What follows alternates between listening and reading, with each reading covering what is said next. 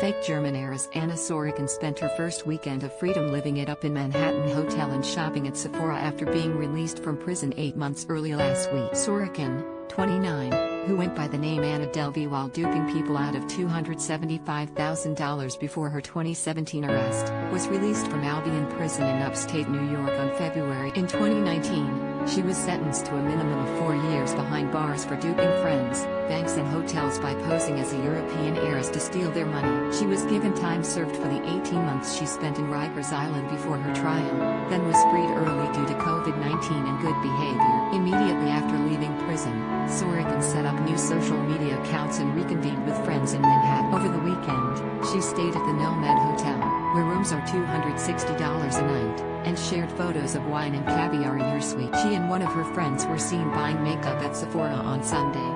A videographer trailed their every move. She also asked fans on social media to tune into a live video where she promised a no-holds-barred Q&A but then disappointed them by only filming herself in the bathtub and not answering any questions. How long Sorokin will be able to stay in the country remains a mystery.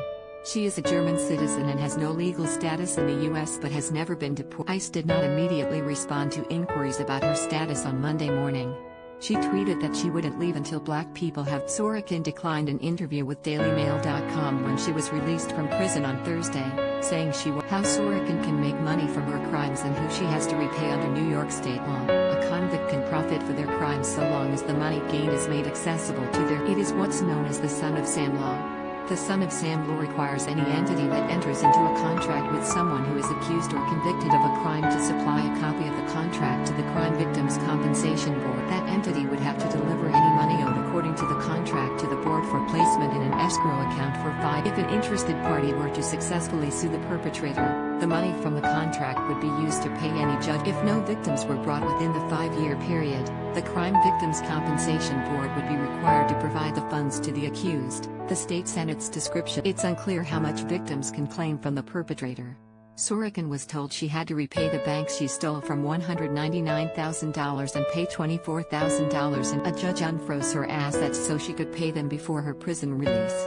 Rachel Deloach Williams, the Vanity Fair photo editor she scammed, was not repaid. She made $330,000 out of TV and book deals about the ordeal.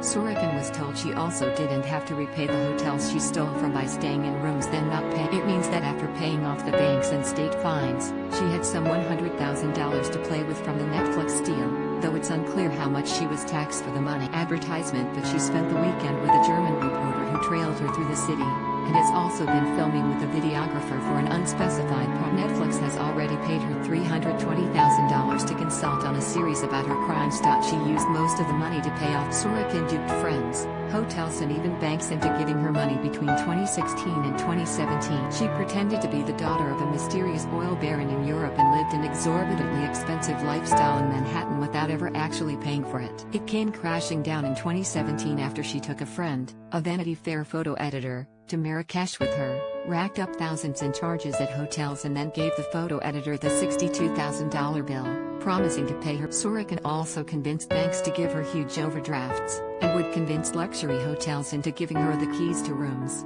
promising to pay. She always denied the charges and said she intended to create an arts club in New York that would be her. Sorokin is the daughter of a Russian truck driver. Her parents say she left them to go to live in Paris and London years ago, and that they have had no contact. Sorokin pleaded not guilty and maintained her innocence throughout trial, insisting it was all a misunderstanding. Her trial took place in Manhattan in 2019 and included tantrums from Sorokin over her